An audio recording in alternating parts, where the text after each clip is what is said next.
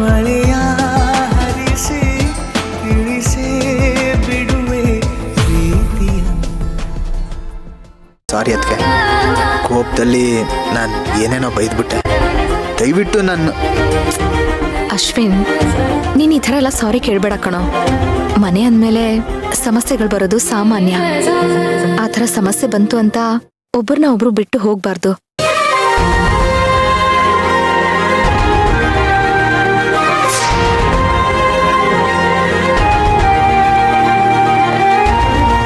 ನಮಗಂತೂ ಇಷ್ಟೇ ಬೇಕಾಗಿತ್ತು ಅಲ್ವಾ ಮಾವ? ಹೌದಮ್ಮ. ನನಗಂತೂ ತುಂಬಾ ಖುಷಿ ಆಯ್ತು. ಕೊನೆಗೂ ನಾವೆಲ್ಲ ಒಂದಾದ್ವಲ್ಲ. ನಮ್ಗಿನ್ ಯಾವ ರೀತಿ ಕಂಟಕನೂ ಇರೋದಿಲ್ಲ. ಇಲ್ಲಮ್ಮ, ನಿಮ್ಮ ಅಪ್ಪ ಅಮ್ಮ ಹುಷಾರಾಗೋವರೆಗೂ ಕಂಟಕ ಇನ್ನು ತಪ್ಪಿದ್ದಲ್ಲ. ಸರಿ, ಹಾಗಾದ್ರೆ ನಾನು ಪೂಜೆನ ದೇವಸ್ಥಾನಕ್ಕೆ ಕರ್ಕೊಂಡು ಹೋಗ್ಬಿಟ್ಟು ಬರ್ತೀನಿ. ದೇವಸ್ಥಾನಕ್ಕ? ಅಲ್ಲಮ್ಮ, ಇಷ್ಟ ಬೇಗನಾ?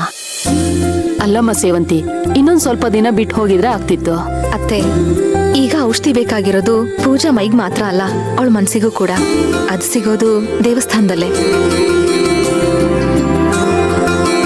ಹೌದು ಅತ್ತೆ, ನನ್ಗೂ 4 ಗೋಡೆ ಮಧ್ಯೆ ಇದು ಬೇಜಾರಾಗೋಗಿದೆ.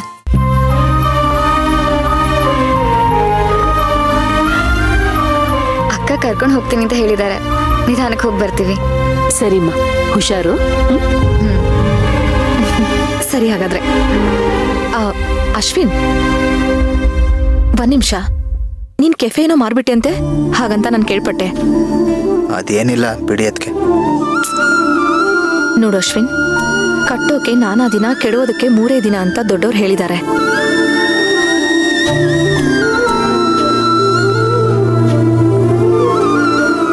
ನಿನ್ನ 100 ದಿನದ ಶ್ರಮನ 1 ದಿನದ ಕೋಪದ ದವಡೆಗೆ ಹಾಕಿ ನುಚ್ಚುನೂರು ಮಾಡೋದಕ್ಕೆ ಹೋಗ್ಬೇಡ. ನಿನ್ನ ತುಂಬಾ ದೊಡ್ಡ ಸ್ಥಾನದಲ್ಲಿ ನೋಡ್ಬೇಕು ಅಂತ ಆಸೆ ಪಡ್ತೀನಿ ಕಣೋ. ಸರಿ ಅದಕ್ಕೆ, ನಾನು ಮಾರಿರೋ ಕೆಫೆನ ಮತ್ತೆ ಇಸ್ಕೊಂಡು ರೀಓಪನ್ ಮಾಡ್ತೀನಿ.